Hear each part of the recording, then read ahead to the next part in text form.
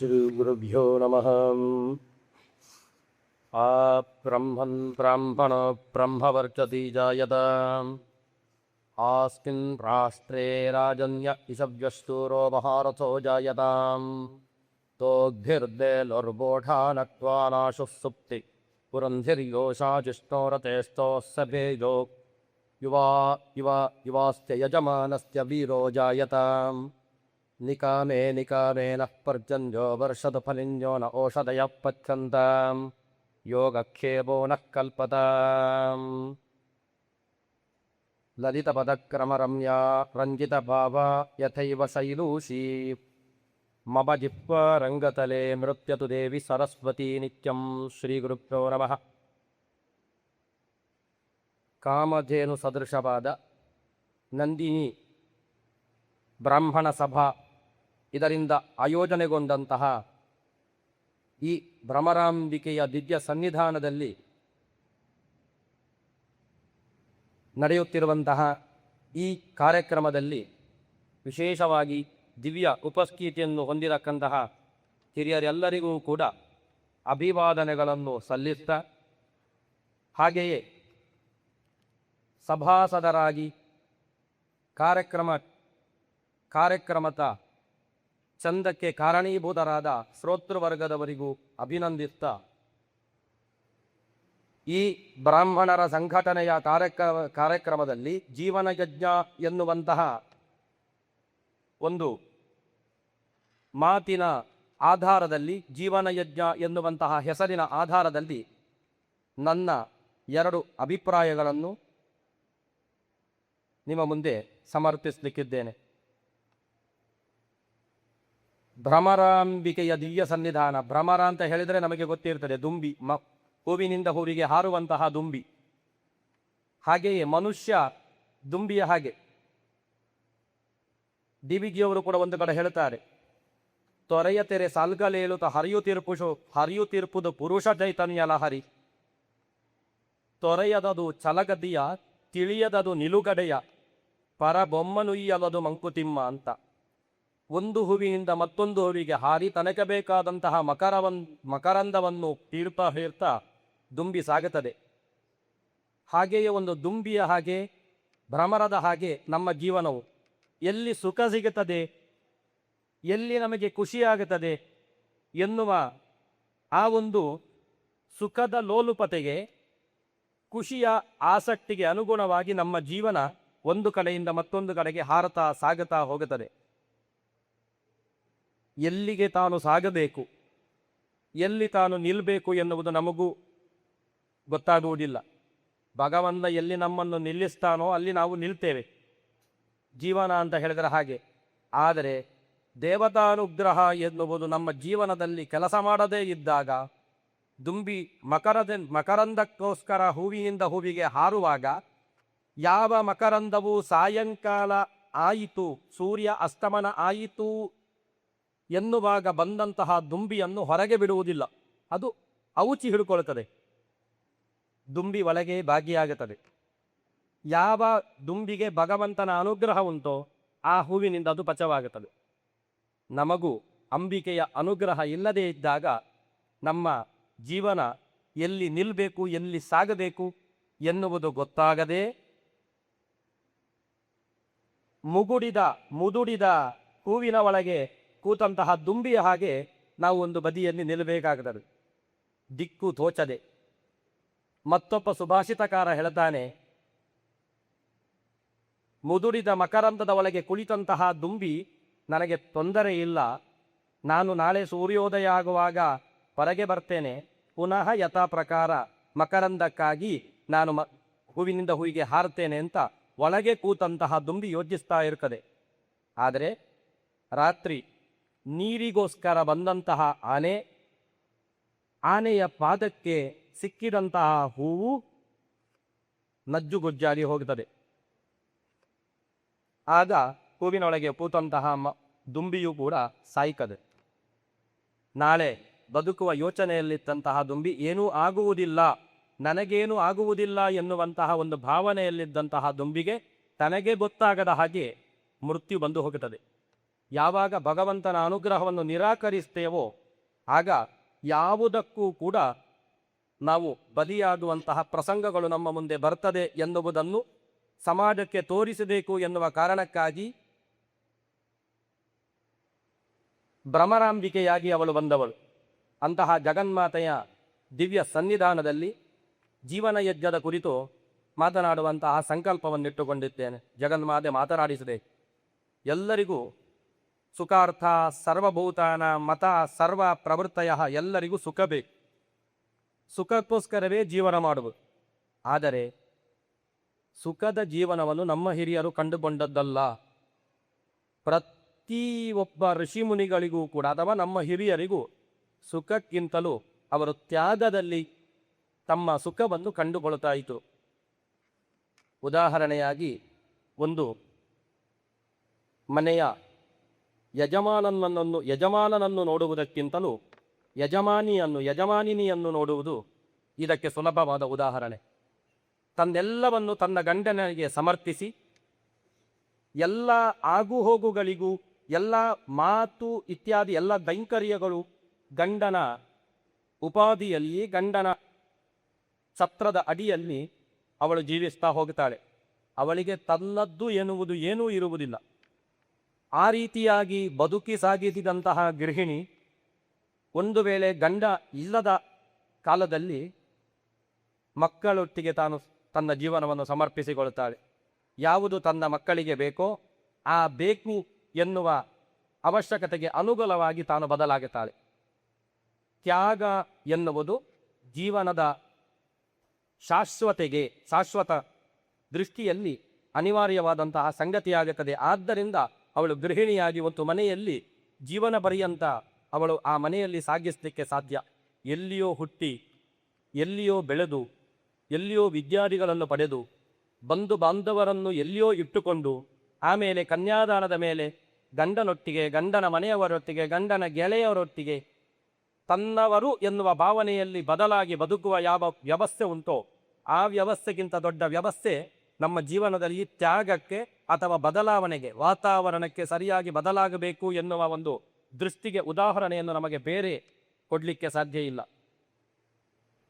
ಅಂತಹ ಜೀವನ, ಆ ಜೀವನದಲ್ಲಿ ಎಲ್ಲಿ ತ್ಯಾಗ ಎನ್ನುವುದು ಪ್ರವರ್ತಿತವಾಗುತ್ತದೋ ಆಗ ಅದು ಜೀವನ ಎನ್ನುವುದು ಯಜ್ಞವಾಗಿ ಪರಿಣಮಿಸುತ್ತದೆ. ಯಜ್ಞ ಎನ್ನುವಂತಹ ಪ್ರಕ್ರಿಯೆ ಆ ಜೀವನದಲ್ಲಿ ಯಾವಾಗ ಪ್ರಾರಂಭ ಆಯಿತೋ ಆಗ ತಾನು ತನಗಾಗಿ ಬದುಕುವ ವ್ಯವಸ್ಥೆಯಿಂದ ವ್ಯಕ್ತಿ ಹೊರಗೆ ಬರ್ತಾನೆ. ನಾವು ಹೆಮ್ಮೆ ಪಟ್ಟುಕೊಳ್ಳುವಂತಹ ಸಂಗತಿಗಳಲ್ಲಿ ದೊಡ್ಡ ಸಂಗತಿ ಈ ಜೀವನ ಯಜ್ಞದಲ್ಲಿ ತನ್ನನ್ನು ಸಮರ್ಪಿಸಿಕೊಂಡು, ಜೀವನ ಯಜ್ಞದಲ್ಲಿ ತನ್ನನ್ನು ಆಹುತಿಯಾಗಿಸಿಕೊಂಡು ರಾಷ್ಟ್ರಕ್ಕಾಗಿ ಸಮಾಜಕ್ಕಾಗಿ ಬದುಕಿದ ಮಹನೀಯರುಗಳಲ್ಲಿ ಬಹುಸಂಖ್ಯಾತರು ಇರುವುದು ನಮ್ಮ ಬ್ರಾಹ್ಮಣ ಸಮಾಜದಲ್ಲಿ. ಯಾವ ರಾಷ್ಟ್ರ ನಾಯಕರನ್ನು, ಯಾವ ಸಮಾಜ ಪುರುಷರನ್ನು ನೀವು ಗುರುತಿಸಿಕೊಂಡರೂ ಸಾಕು, ಅವರೆಲ್ಲರುಗಳ ಸ್ಥಾನದಲ್ಲಿ ನೀವು ವರ್ಣ ಜಾತಿಯನ್ನು ನೋಡುವುದಾದರೆ ಅಲ್ಲಿ ಬ್ರಾಹ್ಮಣರೇ ನಮಗೆ ಸಿಗುವುದು. ಒಂದು ವೇಳೆ ಬ್ರಾಹ್ಮಣರ ಹೊರತಾಗಿ ಇತ್ಯಾದಿ ಅನೇಕ ವ್ಯಕ್ತಿಗಳು ನಾವು ಕಂಡೆವುಂಟಾದರೆ ಕಂಡಂತಹ ವ್ಯಕ್ತಿಗಳಿಗೆ ಆ ವ್ಯಕ್ತಿತ್ವವನ್ನು ಕೊಟ್ಟು ರೂಪಿಸುವಲ್ಲಿ ಹಿಂದೆ ನಿಂತು ಪರಿಶ್ರಮ ಪಟ್ಟವರು ಬ್ರಾಹ್ಮಣರು.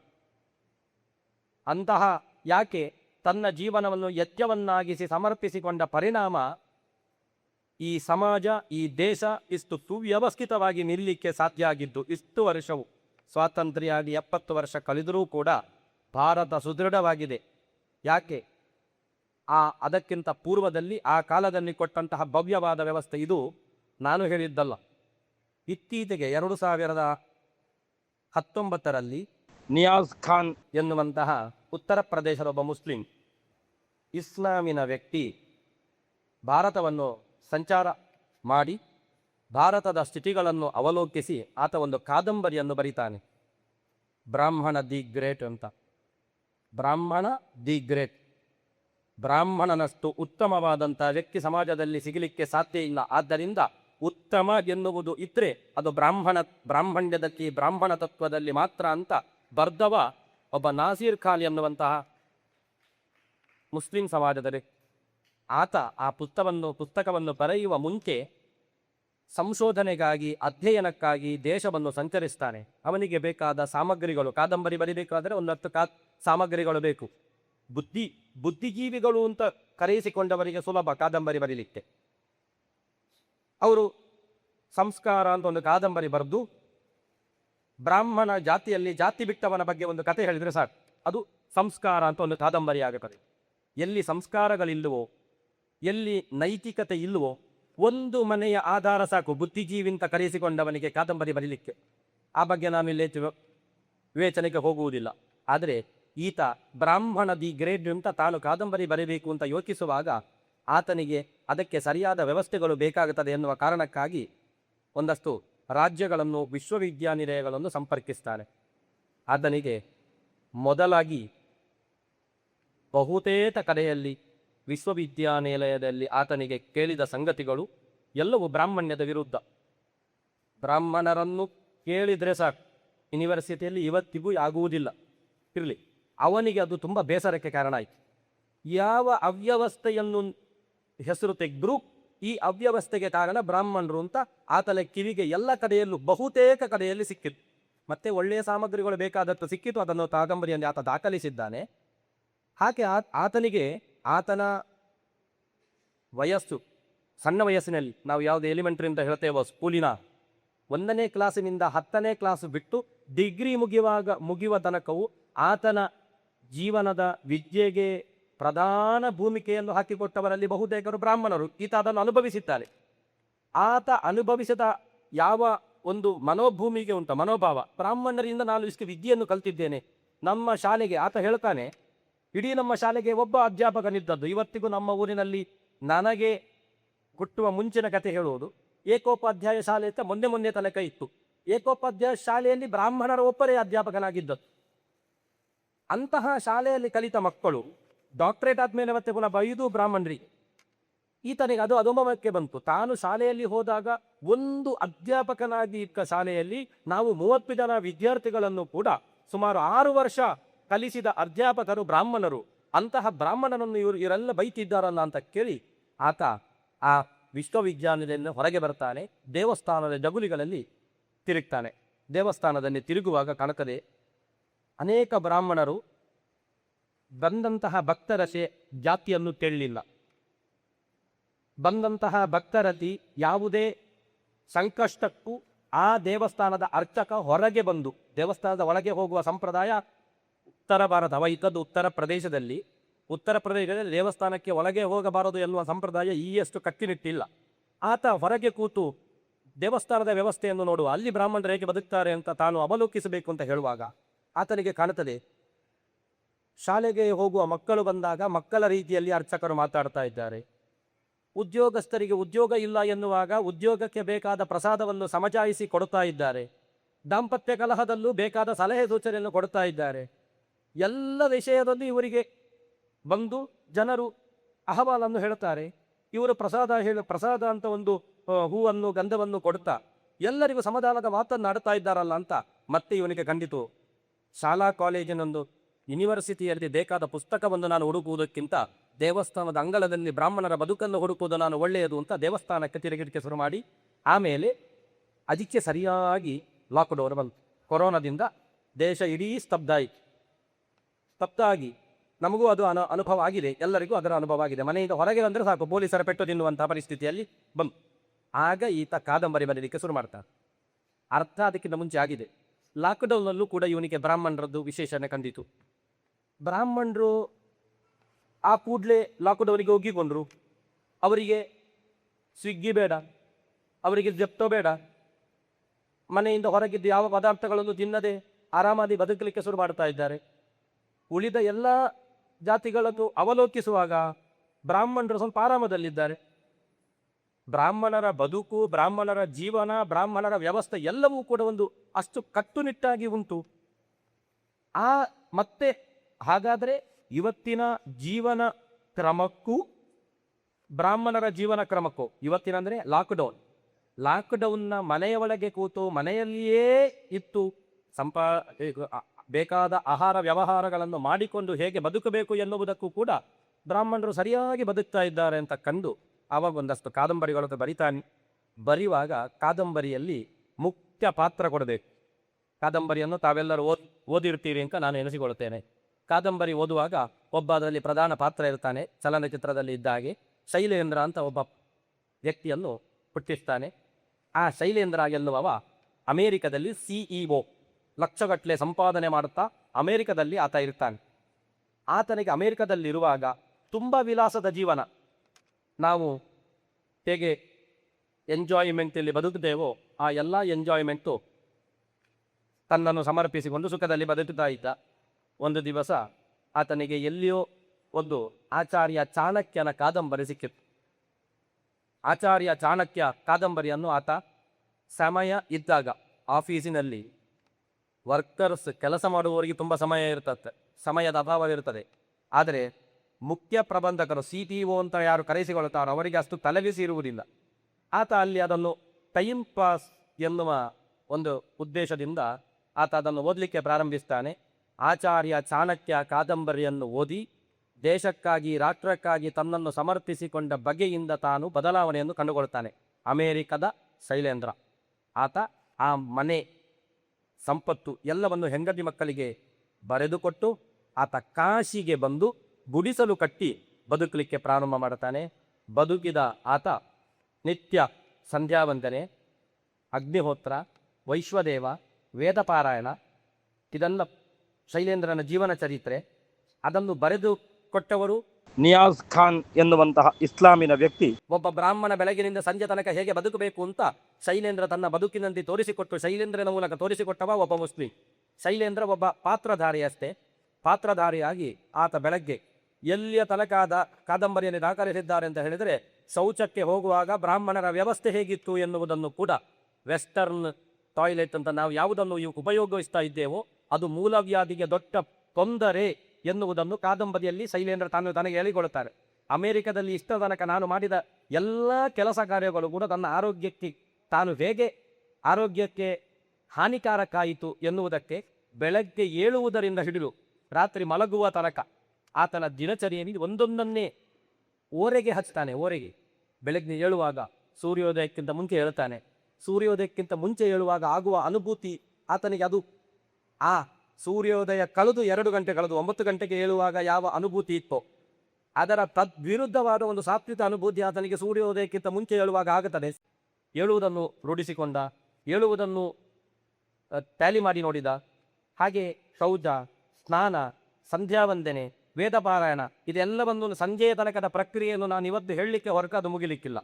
ಒಟ್ಟಾರೆ ಬ್ರಾಹ್ಮಣರು ಬೆಳಗ್ಗಿನಿಂದ ಸಂಜೆ ತನಕ ಯಾವುದನ್ನು ಮಾಡುತ್ತಾರೋ ಅದನ್ನು ಆತ ಮಾಡಿದ ಬಗೆಯನ್ನು ದಾಖಲಿಸ್ತಾರೆ. ಆತ ಅದನ್ನು ಮಾಡ್ತಾನೆ.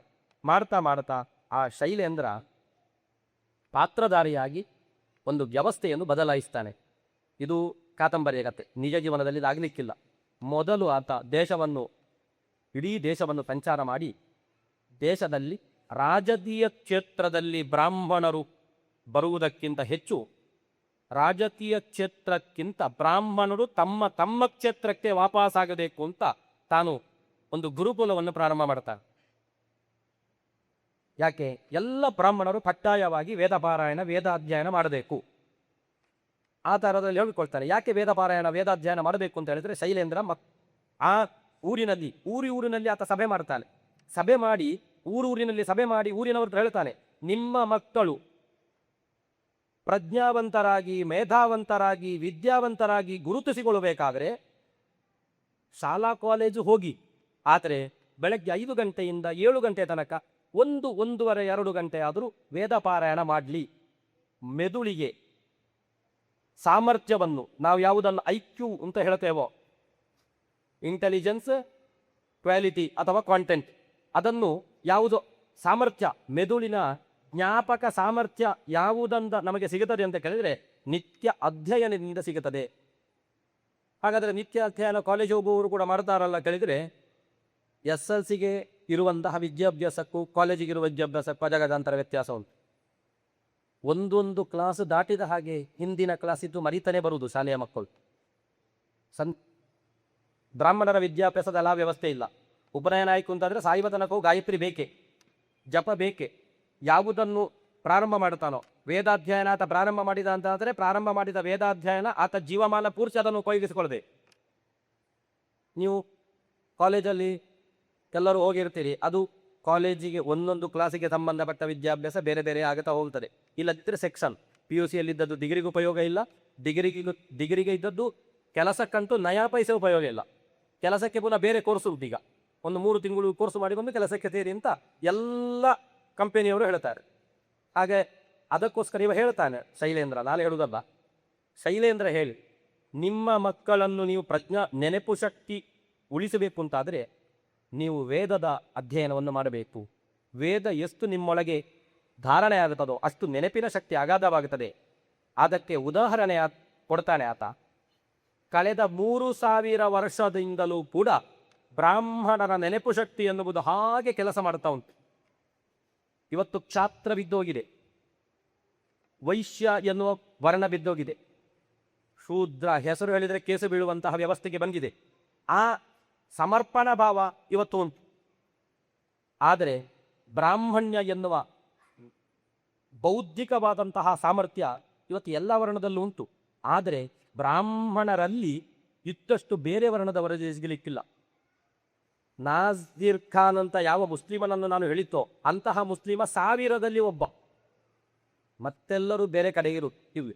ಹಾಗೆ ನೆನಪು ಶಕ್ತಿ ಅಥವಾ ತಲೆಗೆ ಕೊಡುವಂತಹ ಕೆಲಸ ಕೊಡುವಂತಹ ವ್ಯವಸ್ಥಿತವಾದಂತಹ ಬೌದ್ಧಿಕ ಸಾಮರ್ಥ್ಯ ಬೇಕೋ ಅದು ಕಳೆದ 3000 ವರ್ಷದ ಇತಿಹಾಸವನ್ನು ಆತ ದಾಖಲಿಸ್ತಾನೆ. 3000 ವರ್ಷದ ಇತಿಹಾಸದಲ್ಲಿ ಬ್ರಾಹ್ಮಣರ ಜೀನ್ಸಲ್ಲಿ ಅದು ಎಲ್ಲಿಯೂ ಕಟ್ಟಾಗದೆ ಬಂದಿದೆ, ಎಲ್ಲಿಯೂ ಅದು ಗುಂಡಾಗಲಿಲ್ಲ. ತಂದೆಗೆ ಇಲ್ಲದಿದ್ದರೆ ಮಗನಿಗೆ ಬರ್ತದೆ, ಅಜ್ಜನಿಂದ ಮಗನಿಗೆ, ಮಗನಿಂದ ಒಟ್ಟಾರೆ ಆ ಒಂದು ಗಾಯತ್ರಿಯ ಅನುಷ್ಠಾನದ ಸಾಮರ್ಥ್ಯ 3000 ವರ್ಷದ ಇತಿಹಾಸವನ್ನು ತೋರಿಸ್ತದೆ ಅಂತ ಹೇಳಿ ನೀವು ವೇದಾಧ್ಯಯನದ ಕಡೆಗೆ ಮುಖ ಮಾಡಬೇಕು ಅಂತ ಇಡೀ ದೇಶದಲ್ಲಿ ಅಲ್ಲಲ್ಲಿ ಗುರುಕುಲವನ್ನು ಆತ ಸ್ಥಾಪಿಸ್ತಾನೆ. ಎಲ್ಲರೂ ಕೂಡ ಬೆಳಗ್ಗೆ ಬಂದು ಗುರುಕುಲಕ್ಕೆ ಬಂದು ಶಾಲೆಗೆ ಹೋಗುದು, ಸಂಜೆ ಒಂದು ಅರ್ಧ ಗಂಟೆ ಗುರುಕುಲಕ್ಕೆ ಬಂದು ಇದನ್ನು ತಂದೆ ತಾಯಿಗಳು ಕಲಿಸುವಂತಹ ವ್ಯವಸ್ಥೆಯನ್ನು ಮಾಡಬೇಕು ಅಂತ ಈತ ಊರಿಗೆ ಸಂಚಾರ ಮಾಡ್ತಾರೆ. ಹೀಗೆ ಒಂದು ನಾಯಕನಾಗಿ ಮತ್ತೊಂದಷ್ಟು ಸಾಮಾಜಿಕ ಕಾರ್ಯ ಮಾಡ್ತಾನೆ. ರಾಜಕೀಯ ಬೌದ್ಧಿಕವಾದಂತಹ ಸಾಮರ್ಥ್ಯವನ್ನು ಬ್ರಾಹ್ಮಣರು ಪುನಃ ಪಡೆದುಕೊಂಡರು ಅಂತಾದರೆ ರಾಜಕೀಯದಲ್ಲೂ ತನ್ನ ಹಸ್ತಕ್ಷೇಪವನ್ನು ಮಾಡಬಹುದು ಅಂತ ಹೇಳಿ ನೋಟಿನಲ್ಲಿರುವಂತಹ ಚಿತ್ರವನ್ನು ಆತ ಬದಲಿಸಿ ಗೋವಿನ ಚಿತ್ರವನ್ನು ಹಾಕುತ್ತಾನೆ. ಗೋವಿನ ಚಿತ್ರಕ್ಕಾಗಿ ಆತ ಹೋರಾಟ ಮಾಡಿ ನೋಟಿನಲ್ಲಿ ಗೋವಿನ ಚಿತ್ರ ದಾಖಲಿಸುವ ಹಾಗೆ ಮಾಡ್ತಾನೆ. ಅಲ್ಲದೆ ದೇಶದಲ್ಲಿ ಗೋಹತ್ಯವನ್ನು ನಿಷೇಧ ಮಾಡ್ತಾನೆ. ಹೀಗೆ ಅಮೇರಿಕದಿಂದ ಬಂದು ಸಮರ್ಪಕವಾದ ನ್ಯಾಯ ವ್ಯವಸ್ಥೆಯ ಅಡಿಯಲ್ಲಿ ಯಾವುದನ್ನು ನಾವಿವತ್ತು ಹೈಕೋರ್ಟ್ ಮೂಲಕ ಸುಪ್ರೀಂ ಕೋರ್ಟ್ ಮೂಲಕ ಒಂದು ವ್ಯವಸ್ಥೆಯನ್ನು ನಾವು ಜಾರಿಗೊಳಿಸ್ತೇವೋ ಅದೇ ರೀತಿಯಾಗಿ ಆ ಶೈಲೇಂದ್ರ ಅಮೇರಿಕದಿಂದ ಇಲ್ಲಿಗೆ ಬಂದು ಇಲ್ಲಿಯ ನ್ಯಾಯ ವ್ಯವಸ್ಥೆಗೆ ಅನುಗುಣವಾಗಿ ಒಂದೊಂದೇ ಕೇಸು ಕೊಡ್ತಾ ಬದಲಾವಣೆಯನ್ನು ಮಾಡ್ತಾ ಇಡೀ ದೇಶದ ಒಂದು ವ್ಯವಸ್ಥೆಯನ್ನು ಬದಲಾಯಿಸ್ತಾನೆ ಅಂತ ಆ ಪುಸ್ತಕದಲ್ಲಿ ಆತನ ಜೀವನವನ್ನು ದಾಖಲಿಸಿದ್ದಾನೆ. ಹಾಗೆ ನಮ್ಮ ಬ್ರಾಹ್ಮಣರ ಜೀವನವೇ ಹಾಗೆ. ಎಷ್ಟು ಇವತ್ತು ನೋಡಿ, ನೀವು ಕೋರ್ಟಿಗೆ ಬೇರೆ ಕೋರ್ಟ್ ಉಂಟು, ಡೈವರ್ಸಿಗೆ ಬೇರೆ ಕೋರ್ಟ್. ಬೇರೆ ಜಾತಿಯಲ್ಲಿ ಆಗುವಷ್ಟು ಡೈವರ್ಸ್ ಬ್ರಾಹ್ಮಣರಲ್ಲಿ ಆಗುವುದಿಲ್ಲ. ನೀವು ಅಂಕಿಅಂಶ ಎಲ್ಲವನ್ನು ನೀವು ಅಂಕಿಅಂಶದಿಂದಲೇ ನೋಡುದು. ಇವತ್ತು ಸಮಾಜ ಎಲ್ಲವನ್ನು ಅಂಕಿಅಂಶದಿಂದ ನೋಡುವುದು. ಒಬ್ಬನಿಗೆ MLA ಸೀಟು ಕೊಡುವುದಿದ್ರು ಅಂಕಿಅಂಶ, ಈತ ಯಾವ ಜಾತಿಯಲ್ಲಿ ಎಷ್ಟು ಜನರಿದ್ದಾರೆ ಆ ಜಾತಿಯವನಿಗೆ MLA ಕೊಡು. ಇವತ್ತು ಫಸ್ಟ್ ಟೈಮ್ ಕರ್ನಾಟಕದಲ್ಲಿ ಬ್ರಾಹ್ಮಣ ಒಂದೇ ಒಂದು ಮಂತ್ರಿ ಇಲ್ಲ, ಅಂಕಿಅಂಶ. ಯಾಕೆ ಪ್ರಯೋಜನ ಇಲ್ಲ ಅಂತ ಆಗಿದೆ. ಹಾಗೆ ಬ್ರಾಹ್ಮಣರಿಗೆ ಮಂತ್ರಿಗಿರಿ ಪದವಿ ಇಲ್ಲ, ಅವಶ್ಯಕತೆ ಬರಲಿಲ್ಲ, ಸರ್ಕಾರಕ್ಕೆ ಇರಲಿ. ಅಂಕಿಅಂಶ ತೆಗೆದು ನೋಡುವುದಿದ್ರೆ ಸಭ್ಯತೆಯ ಬದುಕು ಮುಖ್ಯವಾಗಿ ಬೇಕಾದದ್ದು ಮೊದಲು ಗೃಹಸ್ಥನಾಗಿ ಬದುಕುವುದು. ಬ್ರಹ್ಮಚಾರಿ, ಸನ್ಯಾಸ, ವಾನಪ್ರಸ್ಥದ ಬದುಕಿಗೆ ಸಭ್ಯತೆ ಎನ್ನುವುದು ಕಟ್ಟುನಿಟ್ಟಲ್ಲ, ಹೇಗೂ ಬೇಕಾದರೆ ಬದುಕಬಹುದು. ಸಭ್ಯರಾಗಿ ನೀವು ಒಂದು ಸಮಾಜದ ನಡುವೆ ದಾರಿದೀಪದ ರೀತಿಯಲ್ಲಿ ಬದುಕಬೇಕೋ ನೀವು ಗೃಹಸ್ಥರಾಗಿ ಹೇಗೆ ಬದುಕಿದ್ದೀರಿ ಎನ್ನುವುದು ನಮ್ಮ ಅವಲೋಕನೆಗೆ ಮುಖ್ಯ ಕಾರಣ. ಆ ಅವಲೋಕನೆಯಲ್ಲಿ ನೀವು ಅಂಕಿಅಂಶ ತೆಗೆದರೆ ಬ್ರಾಹ್ಮಣರಲ್ಲಿ ಡೈವರ್ಸಿಗೆ ಇದ್ದಷ್ಟು ಬೇರೆ ಜಾತಿಯಲ್ಲಿಲ್ಲ. ಹಾಗೆಯೇ ಮತ್ತೊಂದು ಆಘಾತಕಾರಿ ಸುದ್ದಿಯು ಬ್ರಾಹ್ಮಣರ ಹುಡುಗಿಯರತ್ತು ಓಡಿ ಮದುವೆಯಾಗುವ ಹುಡುಗಿಯರು ಬೇಕೆ ಜಾತಿಯಲ್ಲಿ ಇಲ್ಲ. ಅಂಕಿಅಂಶದಲ್ಲಿ ಇದಕ್ಕೆ ಉನ್ನತ ಸ್ಥಾನ ಉಂಟು. ಮಕ್ಕಳಲ್ಲಿ ಬ್ರಾಹ್ಮಣರ ಮಕ್ಕಳು ಜಾಸ್ತಿ ಓಡುತ್ತಾ ಇದ್ದಾರೆ, ಮದುವೆ ಡೈವರ್ಸಲ್ಲಿ ಬ್ರಾಹ್ಮಣರ ಡೈವರ್ಸ್ ಅತ್ಯಂತ ಕಡಿಮೆ, ಅದರದ್ದು ಪುರೋಹಿತರಲ್ಲಿ ಮತ್ತೂ ಕಡಿಮೆ, 1% ಸಿಗ್ತದೆ. ಹಾಗೆ ಒಂದು ಅಂಕಿಅಂಶದ ಪ್ರಕಾರ ನೀವು ಕೋರ್ಟಿಗೆ ಹೋದರೆ ಪುರೋಹಿತರು ಡೈವರ್ಸ್ ಕೋರ್ಟಲ್ಲಿ ಭಾರಿ ಕಮ್ಮಿ ಇರ್ತಾರೆ. ನಿಮ್ಮ ಮಕ್ಕಳನ್ನು ಪುರೋಹಿತರಿಗೆ ಕೊಟ್ಟರೆ ಒಳ್ಳೆಯದು, ಕೋರ್ಟಿಗೆ ಹೋಗುವ ಪ್ರೇಮೇ ಬರುವುದಿಲ್ಲ. ಹೀಗೆ ಅಂಕಿಅಂಶದ ಮೂಲಕ ಹೇಳು. ಯಾಕೆ ನೋಡಿ, ಗಂಡನಾದವ ಹೆಂಡತಿಗೋಸ್ಕರ ಮಕ್ಕಳಿಗೋಸ್ಕರ ಬದುಕುತ್ತಾನೆ, ಎಲ್ಲಿಯೂ ತನ್ನ ಸ್ವಾರ್ಥಕ್ಕೆ ಅವಕಾಶ ಇಲ್ಲ. ಹೆಂಡತಿಯಾದವನು ಗಂಡನಿಗೋಸ್ಕರ ಬದುಕುವುದು. ಎಲ್ಲರೂ ವಯೋವೃದ್ಧರಿದ್ದೀರಿ, ಯುವಕರು ತುಂಬ ಕಡಿಮೆ ಇದ್ದೀರಿ. ನಿಮಗೆ ಗೊತ್ತುಂಟು ನಿಮ್ಮ ಸಮರ್ಪಣೆ ಎಷ್ಟಾಗಿದೆ. ನಿತ್ಯ ಕಣ್ಣೀರು ತೆಗೆದಾದರೂ ಆ ಮನೆಯಿಂದ ಬಿಟ್ಟು ಹೋಗಲಿಲ್ಲ. ಇವತ್ತು ಬೆಳಗ್ಗೆ ಮದುವೆಯಾಗಿ ಸಂಜೆ ವಾಪಸ್ ತಾಯಿ ಮನೆಗೆ ಹೋಗುವವರಿದ್ದಾರೆ. ಅಲ್ಲಿ ಸರಿಯಾಗಲಿಲ್ಲ. ಹಾಗೆ ಸರಿಯಾಗಲಿಕ್ಕೆ ವರ್ಷಗಳು 50 ವರ್ಷ ಕಳೆದರೂ ಸರಿಯಾಗದ ಮನೆಗಳುಂಟು. ಆದರೂ ಗಂಡ ಹೆಂಡತಿಯರು ಒಟ್ಟಿಗಿದ್ದಾರೆ. ನಾನು ಒಂದು ಕಾರ್ಯಕ್ರಮಕ್ಕೆ ಹೋಗಿದ್ದೆ, ಸತ್ಯನಾರಾಯಣ ಪೂಜೆ. ಒಬ್ಬರು ಗುಜರಾತಿಯವರು ಬಂದರು. ಎಂತಕ್ಕೆ ಪೂಜೆ ಅಂತ ಕೇಳಿದರು. ನಾನು ಹೇಳಿದೆ, ಮದುವೆಯಾಗಿ 10 ವರ್ಷ ಆಯಿತು, ಹಾಗೆ ಇವರು ಸತ್ಯನಾರಾಯಣ ಪೂಜೆ ಇಕ್ಕಿದ್ದಾರೆ. 10 ವರ್ಷ ಆಗಿ ಸತ್ಯನಾರಾಯಣ ಪೂಜೆ ಇಕ್ಕ ಕಾರಣ ಇದೊಂದು ಗೌಜೆ ಕಾರ್ಯಕ್ರಮ ಅಂತ. ಅದಕ್ಕೆ ಆ ದಂಪತಿಗಳು ಹೇಳಿದರು, ಯಬ್ಬಾ ನಾವು ಈಗ ಒಂದು 6-7 ಸತ್ಯನಾರಾಯಣ ಪೂಜೆ ಮಾಡ್ಬೋದಿತ್ತು ಮಾರೆ ಅಂತ. 60-70 ವರ್ಷ ಕಳೀತು, ಆದರೂ ಒಂದು ಪೂಜೆ ಇಡುವ ಕ್ರಮ ಇಲ್ಲ ನಮ್ಮಲ್ಲಿ. ಇದೆಂತ ಈಗ 10 ವರ್ಷಕ್ಕೆ ಎಂತ, ಇನ್ನೂ 1 ವರ್ಷ ಆದರೂ ಸತ್ಯನಾರಾಯಣ ಪೂಜೆ ಮಾಡಬೇಕು ಅಂತ ಹೇಳಿ ಹೋದ್ರು. ಹಾಗೆ ಒಂದು 5 ವರ್ಷ ಆಯಿತು ಅಂತಾದರೆ ದೊಡ್ಡ ಸಡಗರ. 5 ವರ್ಷ ಆಯಿತು ಮದುವೆಯಾಗಿ, ಹಾಗೆ ಆ್ಯನಿವರ್ಸರಿ ತುಂಬ ಗೌಜಿ. ನೋಡುವ, ನಮ್ಮ ತಂದೆಯಂದರು ಮಕ್ಕಳಿಗೆ ಈಗ ನನ್ನ ಕಾಲಘಟ್ಟದಲ್ಲೂ ಇಲ್ಲ ಆ್ಯನಿವರ್ಸರಿ ಅನ್ನುವ ಕಾನ್ಸೆಪ್ಟೇ ಇಲ್ಲ. ಯಾಕೆ? ಜೀವನವನ್ನು ಯಜ್ಞ ಕರ್ತವ್ಯ, ಜಪ ಕರ್ತವ್ಯ, ಊಟ ಅದು ಕರ್ತವ್ಯ, ನಿದ್ದೆ ಕರ್ತವ್ಯ. ಹಾಗೆಯೇ ತಮ್ಮ ಯಾವುದೇ ಆಸಕ್ತಿಗಳಿದ್ದರೂ ಕೂಡ ಮನೆಗೋಸ್ಕರ ಮನೆಯವರಿಗೋಸ್ಕರ ಅದನ್ನು ಬದಿಗಿಡುವುದು ಕರ್ತವ್ಯ. ಅಲ್ಲಿ ಮುಗೀತು. ಆ ಯಜ್ಞ ಎನ್ನುವಂತಹ ದೃಷ್ಟಿಯಲ್ಲಿ ಜೀವನ ಮಾಡಿದ ಪರಿಣಾಮ ಇವತ್ತಿಗೂ ಕೂಡ ಆ ಪರಿಣಾಮದಲ್ಲಿ ಬಹುತೇಕ ನಮಗೆ ಉದಾಹರಣೆ ಸಿಗುವುದು ನಮ್ಮ ಸಮಾಜದಲ್ಲಿಯೇ. ಹಾಗೆ ಆ ಒಂದು ಜೀವನ ಯಜ್ಞಕ್ಕೆ ನಮ್ಮನ್ನು ಸಮರ್ಪಿಸಿಕೊಳ್ಳುವುದಕ್ಕೆ ಶಾಸ್ತ್ರ 2 ದಾರಿಯನ್ನು ಒದಗಿಸಿಕೊಡುತ್ತದೆ. ಒಂದು, ತಾನು ತನಗೋಸ್ಕರ ಬದುಕುವುದು. ಧಾರ್ಮಿಕ ಉಪನ್ಯಾಸ ಅಂತ ಹೇಳುವಾಗ ಹಾಗೆ ಎಲ್ಲವನ್ನೂ ನಿಜವಾಗಿ ಹೇಳುವುದಾದರೆ ಎಲ್ಲವೂ ಶಾಸ್ತ್ರದ ಆಧಾರದಲ್ಲಿ ಮಾತಾಡಬೇಕು. ಎಲ್ಲವೂ ಸ್ಮೃತಿ ಶ್ರುತಿ, ಯಾವುದು ವೇದದಲ್ಲಿ ಹೇಳಿದೋ ಯಾವುದು ಸ್ಮೃತಿಗಳಲ್ಲಿ ಹೇಳಿದೋ ಅದನ್ನು ಹೇಳುವುದಕ್ಕೆ ಉಪನ್ಯಾಸ ಅಂತ ಹೇಳುವುದು. ಖುಷಿ ಬಂದ ವಿಚಾರ ಹೇಳುವುದಕ್ಕೆ ಭಾಷಣ ಅಂತ ಹೇಳ್ಬೋದು. ಭಾಷೆ, ಸಂವಹನಕ್ಕೆ ಬೇಕಾದ ಭಾಷೆಯಲ್ಲಿ ಬೇಕಾದ ಹಾಗೆ ಹೇಳುವುದಕ್ಕೆ ಭಾಷಣ. ಉಪನ್ಯಾಸ ಆಗಲ್ಲ. ಏನು ಮಾತಾಡಿದ್ರು, ನಾನು ಇಷ್ಟಕ್ಕೆ ಬೇಕಾದ ಹಾಗೆ ಮಾತಾಡಿದರೂ ಒಂದಾದರೂ ಒಂದು ಚೌಕಟ್ಟು ಬೇಕು, ಸ್ಮೃತಿಯ ಶ್ರುತಿಯ ಚೌಕಟ್ಟು ಬೇಕು. ಅದಕ್ಕೋಸ್ಕರ ಧಾರ್ಮಿಕ ಉಪನ್ಯಾಸ ಎನ್ನುವುದಿರುವುದು. ಸಭೆಗೂ ಹಾಗೆ, ನೀವು ವೇದಿಕೆ ಸಭೆ ಯಾವುದೇ ಹೆಸರಿನಲ್ಲಿ ಕರೀರಿ, ಅದೆಲ್ಲವೂ ಯಜ್ಞಕ್ಕೆ ಸಂಬಂಧಪಟ್ಟದ್ದೇ. ಯಜ್ಞದ ವೇದಿಕೆಗೆ ಅನುಗುಣವಾಗಿ ವೇದಿಕೆಗಳಿರುವುದು. ಯಜಮಾನ ಎನ್ನುವ ಶಬ್ದವೇ ಯಜ್ಞಕ್ಕೆ ಸಂಬಂಧಪಟ್ಟದ್ದು. ಮನೆಯಲ್ಲಿ ಯಜಮಾನ ಅಂತ ನಾವು ಕರೆಸಿಕೊಳ್ಳುತ್ತೇವೆ. ದೇವರದೆಂದು ಒಂದು ದಿನ ಅಗ್ನಿಹೋತ್ರವನ್ನು ಮಾಡದೇ ಇದ್ದರೂ ಅಗ್ನಿಯ ಉಪಾಸನೆ ಎಷ್ಟು ಅಂತ ಹೇಳಿದರೆ, ದೇವರಿಗೆ ದೀಪ ಹೊತ್ತಿಸುವುದರಲ್ಲಿಯೂ ಸಮೇತ ಈಗ ನಿಂತು ಹೋಗುವ ಮಟ್ಟಿಗೆ ಇದ್ದರೂ ಕೂಡ ಮನೆಯಲ್ಲಿ ಯಜಮಾನರೇ ಗಂಡಸರು. ಅದು ಪ್ರಯೋಜನ ಇಲ್ಲ. ಯಜಮಾನ ಅಂತ ಹೇಳಿದರೆ ಯಜ ಪೂಜಾಯ, ಪೂಜೆ ಯಜ್ಞ ಇತ್ಯಾದಿಗಳನ್ನು ಮಾಡಿ ಆತ ತನ್ನ ಮನೆಯವರನ್ನು ಸಲಹುತ್ತಾನೋ ಸಾಕುತ್ತಾನೋ ಆತ ಯಜಮಾನ. ಯಜಮಾನಿನಿ ಗೃಹಿಣಿ. ಆ ಗೃಹ ಕೃತ್ಯಕ್ಕೆ ಅವಳು ಸಹಾಯ ಮಾಡಿದರೆ ಮಾತ್ರ ಗೃಹ ಕೃತ್ಯಕ್ಕೆ ಅವಳು ಯಜಮಾನ್ತಿ ಅಂತಾಗುವುದು.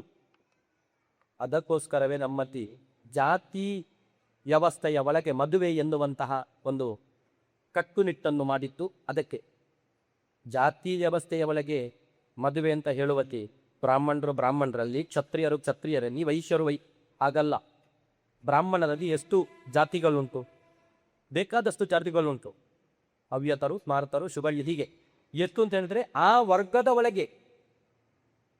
ವರ್ಗದ ಒಳಗಿನ ಹೆಣ್ಣನ್ನು ಆ ವರ್ಗದ ಒಳಗೆ ತರುವಂತಹ ವ್ಯವಸ್ಥೆ ಯಾಕೆ ಅಂತ ಕೇಳಿದ್ರೆ, ಈತನ ಮನೆಯ ಸಂಪ್ರದಾಯಕ್ಕೆ, ಈತನ ಕೆಲಸಕ್ಕೆ, ಈತನ ಒಂದು ಜೀವನದ ವ್ಯವಸ್ಥೆಗೆ ಅವಳು ಸಹಕಾರಿಯಾಗಿ ಇತ್ತು ಅಂತಾದರೆ, ಸಹಕಾರಿಯಾಗಿ ಇದ್ದವಳು ಇವನಿಗೆ ವೈಮನಸ್ಯಕ್ಕೆ ಕಾರಣ ಆಗುವುದಿಲ್ಲ. ಈತ ಬೆಳಗ್ಗೆ ಹೇಳುವುದು, ಅವಳು ಸಂಜೆ ಹೇಳುವುದು ಅಂತಾದರೆ ಮಾತ್ರ ಸಮಸ್ಯೆ ಆಗುವುದು. ಈತನಿಗೆ ಬೆಳಗ್ಗೆ ಡೇ ವರ್ಕ್, ಅವಳಿಗೆ ನೈಟ್, ಇವಳಿಗೆ ಡೇ ವರ್ಕ್, ಅವನಿಗೆ ನೈಟ್ ವರ್ಕ್. ಹೀಗಿದ್ರೆ ಅದು ವ್ಯವಸ್ಥೆ ಅಲ್ಲ.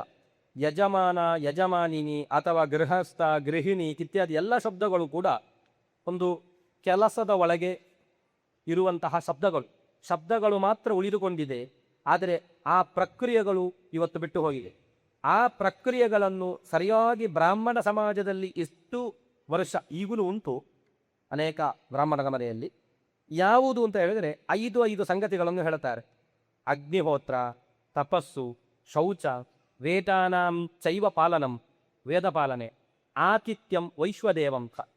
ಒಬ್ಬ ಮನುಷ್ಯ ತಾನು ತನಗೋಸ್ಕರ ಬದುಕುವುದಕ್ಕಾಗಿ ನೋಡಿ, ಯಾವ ಕಷ್ಟ ಕೊಟ್ಟರೂ ಕೂಡ ಪುತ್ರಶೋಕ ಎನ್ನುವಂಥ ಕಷ್ಟ ತಂದೆ ತಾಯಿಗಳಿಗೆ ಬರಬಾರ್ದು ಅಂತ ಒಬ್ಬ ಋಷಿ ಪ್ರಾರ್ಥಿಸ್ತಾನೆ. ಯಾವ ಮರಣವನ್ನೂ ಕೂಡ ನಾನು ನೋಡಬಲ್ಲೆ, ಆದರೆ ಮಕ್ಕಳ ಮರಣವನ್ನು ನೋಡುವ ದೌರ್ಭಾಗ್ಯ ನನಗೆ ಕೊಡಬೇಡ ಅಂತ ಒಬ್ಬ ಋಷಿ ಪ್ರಾರ್ಥಿಸ್ತಾನೆ. ಆ ಪ್ರಾರ್ಥನೆಗಳು ಸತ್ಯ ಆಗಬೇಕು, ಅಥವಾ ತನ್ನ ಮುಂದೆ ತನ್ನವರು ಸಾಯಬಾರದು, ತನ್ನ ಮುಂದೆ ತನ್ನವರು ಒಳ್ಳೆಯ ರೀತಿಯಲ್ಲಿ ಬದುಕಬೇಕು ಅಂತಾದರೆ ಅದಕ್ಕೆ ವಿಜ್ಞಾನ ಸೋಲ್ತದೆ, ಅದಕ್ಕೆ ವ್ಯವಸ್ಥೆಗಳು ಸೋಲ್ತದೆ. ಒಳ್ಳೆಯ ಬದುಕನ್ನು ಕೊಡಲಿಕ್ಕೆ ಸಾಧ್ಯವೋ ನಮ್ಮ ಮಕ್ಕಳಿಗೆ? ನಮಗೆ ಆಯುಷ್ಯವನ್ನು ಕೊಡಲಿಕ್ಕೆ ಸಾಧ್ಯವೋ? ಸಾಧ್ಯ ಇಲ್ಲ. ಒಂದು ಸೌಲಭ್ಯವನ್ನು ಕೂಡ ನಮಗೆ ನಮ್ಮ ಮಕ್ಕಳಿಗೆ, ಹೆಂಡತಿಗೆ, ಮನೆಯವರಿಗೆ ಕೊಡಲಿಕ್ಕೆ ಸಾಧ್ಯ ಇಲ್ಲ.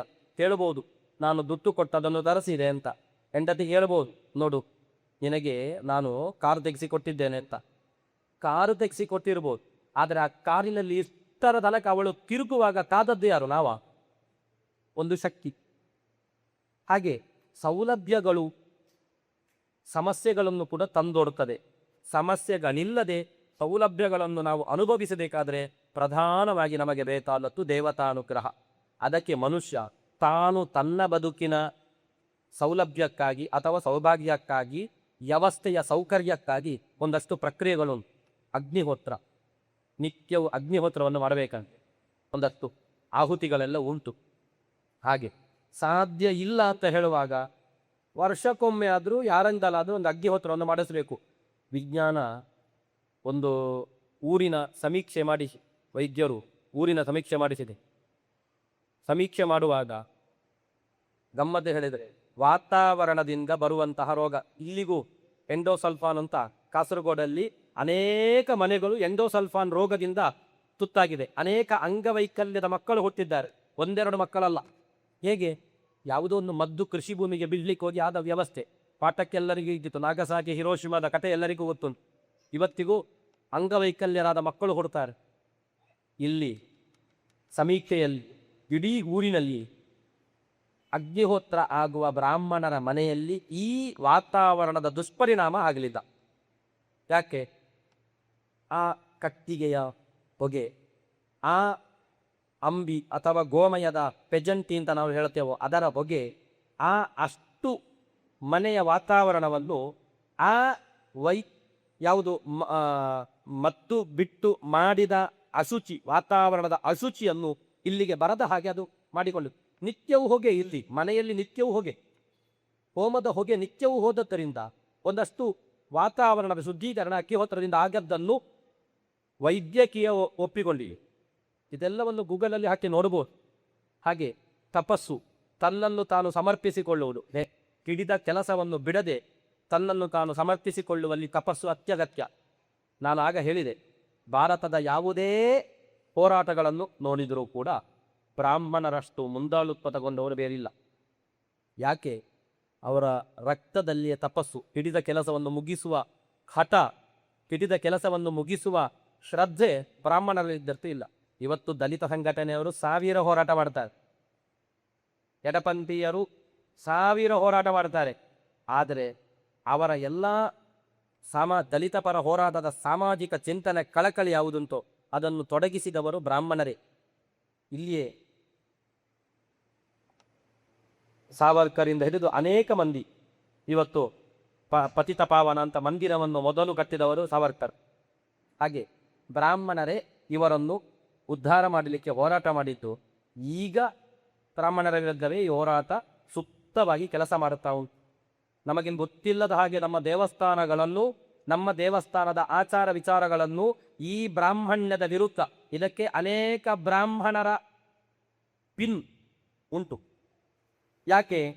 ಯಾವುದೋ ವೈಯಕ್ತಿಕ ಲಾಭಕ್ಕೆ. ಆದರೆ ಇದರ ಎಲ್ಲ ಸುಭದ್ರವಾದ ವ್ಯವಸ್ಥೆ, ಕಳೆದ ಸಾವಿರ ವರ್ಷದಿಂದ ಬಂದ ಸುಭದ್ರವಾದ ವ್ಯವಸ್ಥೆಯನ್ನು ನೋಡಿ. ದೇವಸ್ಥಾನದ ಒಳಗೆ ದಲಿತರ ಪ್ರವೇಶ ಇವತ್ತು ಮಾತಾಡಿದರೆ ಕೇಸು ಬೀಳುವಂತಹ ಸಂಗತಿ.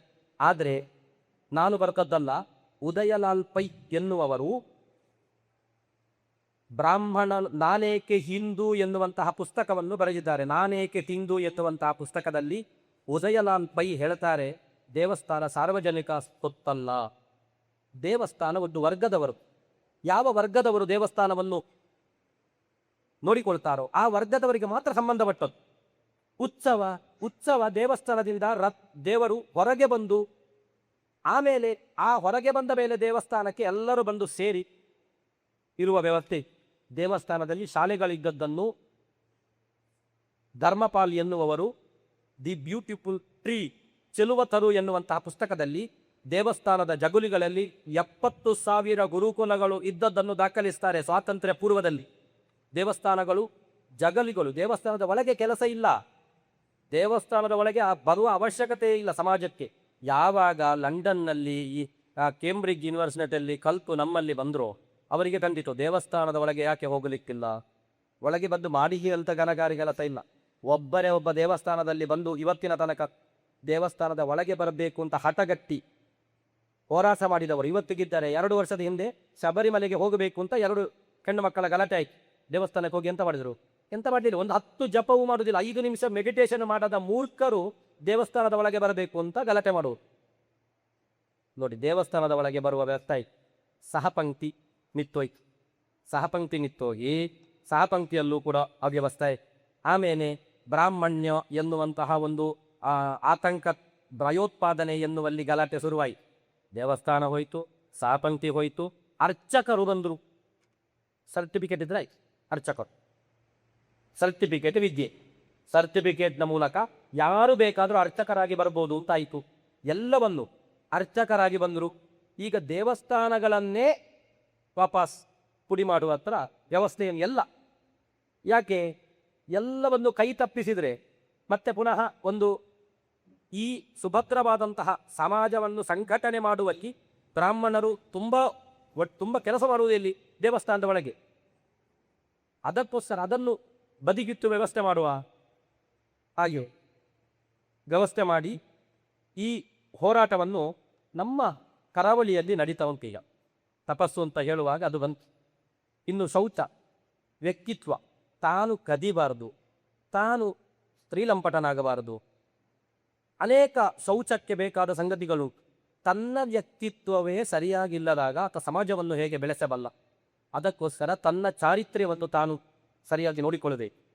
ವೇದಾನಾಂ ಚೈವ ಪಾಲನಂ, ವೇದ ಉಪನಿಷತ್ತು ಇದನ್ನು ಸಾಧ್ಯವಾದಷ್ಟು ಅಧ್ಯಯನ, ಇಲ್ಲದಿದ್ದರೆ ಆ ಅಧ್ಯಯನಕ್ಕೆ ಬೇಕಾದ ವ್ಯವಸ್ಥೆಯನ್ನು ಮಾಡಬೇಕು. ಯಾಕೆ? ವೇದ ಎಷ್ಟು ದಿವಸ ಉಳಿತೋ ಈ ಭಾರತದ ಸಂಸ್ಕೃತಿ ಅಷ್ಟು ದಿವಸ ಉಳಿತದೆ. ಇವತ್ತು ಎಲ್ಲ ಇತಿಹಾಸಗಳು ಒಂದು ಕೆಟ್ಟ ಮೌಢ್ಯ. ಎಲ್ಲ ಘಟನೆಗಳು ಕೂಡ ಕ್ರೈಸ್ತರು ಬಂದ ಮೇಲೆ ನಡೆದದ್ದು ಅಂತ ಹೇಳಲಿಕ್ಕೆ ಕ್ರೈಸ್ತರು ಹೊರಟರು. ಯಾಕೆ? ಅವರು ಹೊರಟದ್ದು 2000 ಮೇಲೆ, 2000 ವರ್ಷದ ಹಿಂದೆ. ಅವರ ಇತಿಹಾಸಕಾರರು ಯಾರೆಲ್ಲ ಈ ದೇಶಕ್ಕೆ ಬಂದರೋ ಈ ದೇಶಕ್ಕೆ ಬಂದ ಪಾಶ್ಚಾತ್ಯ ಇತಿಹಾಸಕಾರರು ಮಾಡಿದ ಮೊದಲ ಕೆಲಸಗಳು ಈ ಕ್ರೈಸ್ತರು ಬಂದ ಮೇಲೆ ಇದಾಗಿರ್ಬೋದು. ಯಾಕೆ ನಾವು ಹುಟ್ಟೋದಕ್ಕಿಂತ ಮುಂಚೆ ಎಂತ ಇರಲಿಲ್ಲಲ್ಲ. ನಾವು ಹುಟ್ಟಿದ ಮೇಲೆ ಆದದ್ದರಿಂದ 2000ಕ್ಕಿಂತ ಹಿಂದೆ ಹೋಗಲೇ ಇಲ್ಲ. ಯಾವಾಗ ವಿಜ್ಞಾನ ವೇದದನ್ನು ಅನ್ವೇಷಣೆಗೆ ಹೊರಟಿತೋ 25,000 ವರ್ಷ ಭಾರತೀಯ ಸಂಸ್ಕೃತಿ ಒಮ್ಮೆಗೆ ಹಿಂದೋಯ್ತು. ಇವತ್ತು ಭಾರತೀಯ ಸಂಸ್ಕೃತಿಯ ದಾರ್ಢ್ಯತೆ, ಸ್ಥಿರತೆ ಎಷ್ಟು ಕೇಳಿದರೆ 25,000 ವರ್ಷದ ಹಿಂದೆ. ಅದಕ್ಕೆ ವೇದ ಎಷ್ಟು ದಿವಸ ಈ ನೆಲದಲ್ಲಿ ಉಳಿಕದೋ ಇವತ್ತು ಅಷ್ಟು ದಿವಸ ನಮ್ಮ ಸಂಸ್ಕೃತಿ ನಾಶ ಆಗಲಿಕ್ಕೆ ಸಾಧ್ಯವೇ ಇಲ್ಲ. ಆತಿಥ್ಯ, ನಿತ್ಯವು ಮನೆಯಲ್ಲಿ ಅನ್ನದಾನ ಮಾಡಬೇಕು. ಹಾಗೆಯೇ ವೈಶ್ವದೇವ, ಪ್ರಾಣಿ ಪಕ್ಷಿಗಳಿಗೂ ಕೂಡ ಒಂದು ಊಟಕ್ಕೆ ವ್ಯವಸ್ಥೆ ಮಾಡಬೇಕು. ಇದು 5 ತಾನು ತನಗೋಸ್ಕರ ಮಾಡುವುದು. ಸಮಾಜಕ್ಕೋಸ್ಕರ ಬ್ರಾಹ್ಮಣ ಬದುಕಬೇಕು ಅಂತ ಉಪನಿಷತ್ತು ಸಾರಿ ಹೇಳ್ತದೆ. ವಾಪಿ ಕೂಪ ತಟಾಕಾದಿ, ಒಂದಾದರೂ ತನ್ನ ಜೀವಮಾನದಲ್ಲಿ ಒಂದು ಬಾವಿಯನ್ನೋ ನದಿಯನ್ನೋ ಕೆರೆಯನ್ನೋ ಕಟ್ಟಬೇಕು. ಕಟ್ಟುವ ವ್ಯವಸ್ಥೆಯನ್ನು ಒಬ್ಬ ಬ್ರಾಹ್ಮಣ ಮಾಡಬೇಕು. ದೇವತಾ ಯತನಾನಿಚ, ಎಲ್ಲಿಯಾದರೂ ದೇವಸ್ಥಾನಗಳು ಜೀರ್ಣೋದ್ಧಾರ ಆಗುತ್ತದೆ ಅಂತ ಗೊತ್ತಾದರೆ ಆ ಜೀರ್ಣೋದ್ಧಾರಕ್ಕೆ ಬೇಕಾದ ಶ್ರಮದಾನವನ್ನು ಒಬ್ಬ ಮಾಡಬೇಕು. ಹಾಗೆಯೇ ವಾಪಿಗೂಪ ತಟಾಕಾದಿ ದೇವತಾ ಯತನಾನಿಚ ಇನ್ನು ಅನ್ನಪ್ರದಾನ ಮಹಾರಾಮಃ, ಅನ್ನದಾನಕ್ಕೆ ಬೇಕಾದ ವ್ಯವಸ್ಥೆ ಮಾಡದೆ. ಪ್ರತಿಯೊಂದು ದೇವಸ್ಥಾನದಲ್ಲೂ ಅನ್ನದಾನ ಇರುವುದು ಅದಕ್ಕೆ. ಹಾಗೆ ಈ ಮನೆಯಿಂದ ಒಳಗೆ 5 ಕರ್ಮಗಳು, ಮನೆಯಿಂದ ಹೊರಗೆ 5 ಕರ್ಮಗಳು ಯಜ್ಞದ ಉಪಾಧಿಯಲ್ಲಿ ಬ್ರಾಹ್ಮಣರಿಗುಂಟು. ಇದಲ್ಲದೆ ನಿಮಗೆ ಗೊತ್ತಿರ್ಬೋದು, ದೇವರ ಪೂಜೆ ಬ್ರಾಹ್ಮಣ ಬಿಡಲಿಕ್ಕಿಲ್ಲ, ಗಾಯತ್ರಿ ಬ್ರಾಹ್ಮಣ ಬಿಡಲಿಕ್ಕಿಲ್ಲ. ಹಾಗೆಯೇ ಒಂದಷ್ಟು ಗಾಯತ್ರಿ ವೇದದ ಪಾರಾಯಣ ಮಾಡುವ ದೃಷ್ಟಿಯಲ್ಲಿ ಅನುಷ್ಠಾನ ಇರುವುದು. ದೇವರ ಪೂಜೆ ಎನ್ನುವುದು ನಮ್ಮ ದೇವತಾರಾಧನೆ ದೇವಯಜ್ಞ ಎನ್ನುವ ನೆಲೆಯಲ್ಲಿರುವುದು. ಗಾಯತ್ರಿ ಎನ್ನುವುದು ಬ್ರಹ್ಮಯಜ್ಞ ಎನ್ನುವ ನೆಲೆಯೆತ್ತಿ ಉಳಿದುಕೊಂಡಿದೆ. ಅಷ್ಟಾದರೂ ಮಾಡಬೇಕು ಕನಿಷ್ಠ ಭಕ್ತ ಅಂತ, ಇಡೀ ವೇದ ಪಾರಾಯಣವನ್ನು ಮಾಡಬೇಕು, ಫಸ್ಟ್ ಆದರೆ ಗಾಯತ್ರಿ ಆದರೂ ಮಾಡಬೇಕು ಅಂತ. ಯಾಕೆ? ಇಷ್ಟು ನಮ್ಮ ಹಿರಿಯರು ಮಾಡಿದ ಗಾಯತ್ರಿಯ ಪ್ರಭಾವದಿಂದ ನಮಗೆ 2 ಅಕ್ಷರಗಳು ಹುಡುಕ್ತಾ ಉಂಟು. ಇಲ್ಲದಿದ್ದರೆ ತ್ರಿವಿಕ್ರಮ ಅಂತ ಹೇಳಲಿಕ್ಕೆ ಬರುವುದಿಲ್ಲ. ಇವತ್ತು ಹೋಗಿ ತಾಲೂಕು ಆಫೀಸಿಗೆ ಹೆಸರು ಎಂತ, ತ್ರಿವಿಕ್ರಮ ದ್ವೈಪಾಯನ ಅಂತ ಹೇಳಿ ಅವ ಬರೀದಿ ನೋಡುವ, ತ್ರಿವಿಕ್ರಮ ದ್ವೈಪಾಯನ, ಅವನಿಗೆ ಬರೀಲಿಕ್ಕೆ ಬರುವುದಿಲ್ಲ, ತಿರಿರಿ ಅಂತ ಹೇಳ್ತಾರವ. ಹಾಗೆ ನಮ್ಮಲ್ಲಿ ಯಾವ ಅಕ್ಷರಗಳು ಕೂಡ ಪಟ ಪಟ ಪಟ ಹುಟ್ಟುತ್ತದೆ. ಯಾಕೆ? ಗಾಯತ್ರಿ ನಮ್ಮ ಹಿರಿಯರು ಮಾಡಿದ ಪುಣ್ಯ. ನಮ್ಮ ಮಕ್ಕಳಿಗೆ ನಾವು ಆಸ್ತಿಯಲ್ಲೂ ಉಳಿಸ್ತಿಲ್ಲ, ನಮ್ಮ ಮಕ್ಕಳಿಗೆ ಮನೆಯ ಪರಂಪರೆಯಲ್ಲೂ ಉಳಿಸ್ತಿಲ್ಲ, ಕಡೆ ಪಕ್ಷ ಗಾಯತ್ರಿಯನ್ನಾದರೂ ಉಳಿಸುವ ಕೆಲಸ ಮಾಡಬೇಕೆ. ಹಾಗೆ ಈ ಅಧ್ಯಯನ ಅಧ್ಯಾಪನ ಬ್ರಹ್ಮಯಜ್ಞ ದೇವಯಜ್ಞ ಪಿತೃಗಳನ್ನು ನೋಡಿ ತಂದೆಯನ್ನು ಒಡಿದು ಬಡಿದು, ನಿನ್ನೆ ನೀವು ಗಮನಿಸಿರ್ಬೋದು, ತಂದೆಯ ಶವ ಸುಡುತ್ತಾ ಇರುವಾಗ ಮಗಳು ವಿಡಿಯೋ ಕಾಲ್ ಮಾಡಿ ಮುಗಿತಾ ಅಂತ ಕೇಳುವುದು. ಬರಲಿಕ್ಕೆ ಆಗಲಿಲ್ಲ, ಮಾಡಿದ್ದೇ ವಿಡಿಯೋ ಕಾಲ್, ತಂದೆಯ ಶವ ಬೇಗ ಮುಗ್ದೆ ಹೇಳಿ ನಂಗೆ ಹೋಗಬೇಕು ವರ್ಕ್ ಉಂಟು ಅಂತ. ತಂದೆ ಸತ್ತಾಗ ಸುಟ್ಲಿಕ್ಕೆ ಬರದ ಮಕ್ಕಳನ್ನು ನಾವು ಸಾಗತಾಯಿಸ್ತೇವೆ. ನಮ್ಮ ಮಕ್ಕಳು ಆ ದೃಷ್ಟಿಯಲ್ಲಿ ಬೆಳೀತಾ ಇದ್ದಾರೆ. ಮಗ ಅಮೇರಿಕಾದಲ್ಲಿದ್ದರೆ ಭಾರಿ ಖುಷಿ ನಮಗೆ, ಉಪ್ಪಿನ ಉಪಕಾರ ಇಲ್ಲ, ದುಡ್ಡು ಬಿಟ್ಟರೆ ಇರಲಿ. ಹಾಗೆ ಇದು ಅಂತಹ ಪಿತೃಯಜ್ಞ. ನಮ್ಮ ಹಿರಿಯರನ್ನು ನಾವು ಮರೀಲಿಕ್ಕಿಲ್ಲ. ಅದಕ್ಕೋಸ್ಕರ ನಮ್ಮಲ್ಲಿ ಮಾತ್ರ 3 ತಲೆಮಾರಿನವರಿಗೆ ತಾನು ಬದುಕುವ ತನಕ ಪಿಂಡ ಪ್ರದಾನ ಇರುವುದು. ಹಾಗೆ ಇನ್ನು ಭೂತಯಜ್ಞ ಅಂತ ಪಕ್ಷಿಗಳನ್ನು ಸಾಕುವ ವ್ಯವಸ್ಥೆ, ನೃಯಜ್ಞ ಅತಿಥಿ ಅಭ್ಯಾಗತರಿಗೆ ಅನ್ನದಾನ ಮಾಡುವ ವ್ಯವಸ್ಥೆ, ಇದು ಬ್ರಾಹ್ಮಣರಲ್ಲಿ ನಿಜ ಕರ್ಮ. ಹಾಗೆ ಅಂತಹ ಯಜ್ಞ ಪೂಜಿಸ್ತವಾದಂತಹ ಜೀವನ ವ್ಯವಸ್ಥೆಯಲ್ಲಿ ಬದುಕಿ ಬಂದ ಪರಿಣಾಮ ಸಮಾಜದ ಎಲ್ಲ ಸಮಸ್ಯೆಗಳಿಗೆ ಸ್ಪಂದಿಸುವ ಒಂದು ಮನೋಭಾವ ಬ್ರಾಹ್ಮಣ್ಯದಲ್ಲಿ ಇವತ್ತಿಗೂ ಉಂಟು. ಒಬ್ಬ ಸಂಘಟನೆಕಾರ ಬೇರೆ ಜಾತಿಯಲ್ಲಿದ್ದ ಅಂತಾದರೆ ಆತ ಬ್ರಾಹ್ಮಣ್ಯವನ್ನು ತನ್ನೊಳಗೆ ಅವಲೋಕಿಸಿ ಆರೋಪಿಸಿಕೊಳ್ಳದೆ ಆತ ಸಂಘಟನೆಯಲ್ಲಿ ಮುಂದೆ ಬರಲಿಕ್ಕೆ ಸಾಧ್ಯ ಇಲ್ಲ. ಉದಾಹರಣೆಗೆ ಸಂವಿಧಾನ ಶಿಲ್ಪಿಯಾಗಿರ್ಬೋದು, ಅವರಿಗೆ ಅಂಬೇಡ್ಕರ್ ಅಂತ ಉಪನಾಮ ಸಿಕ್ಕಿದ್ದು ಬ್ರಾಹ್ಮಣರಿಂದ. ನೀವು ಗೂಗಲ್ನಲ್ಲಿ ನೋಡ್ಬೋದು, ಅದು ಸಹ ಕೃಷ್ಣದಾಸ್ ಅಂಬೇಡ್ಕರ್ ಎನ್ನುವಂತಹ ಗುರುವಿನ ಶಿಷ್ಯನಾಗಿ ಭೀಮರಾವ್ ಸೇರಿಕರಿಂದ ತನ್ನ ಹೆಸರಿನ ಮುಂದೆ ಅಂಬೇಡ್ಕರ್ ಅಂತ ಅವ್ರು ಹಾಕೊಂಡ್ರು.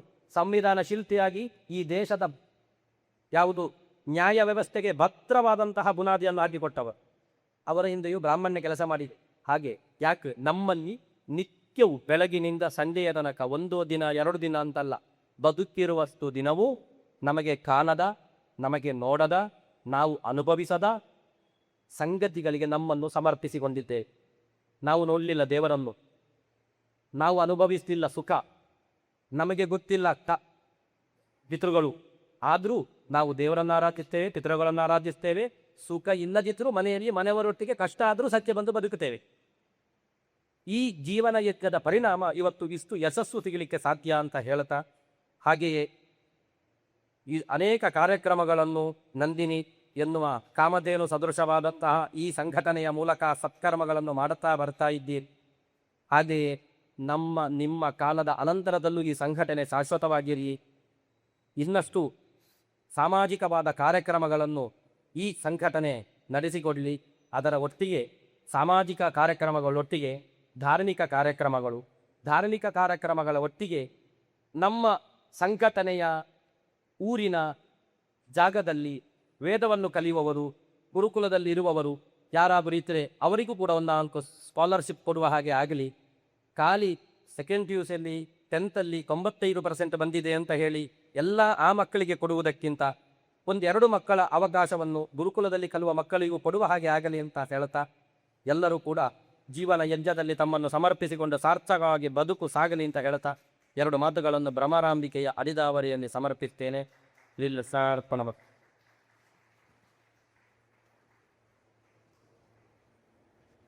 ಧನ್ಯವಾದಗಳು. ನನಗೆ ಬ್ರಾಹ್ಮಣ ಸಪ್ತ ವತಿಯಿಂದ ನಾವು ಪ್ರತಿ ವರ್ಷವೂ ನಮ್ಮ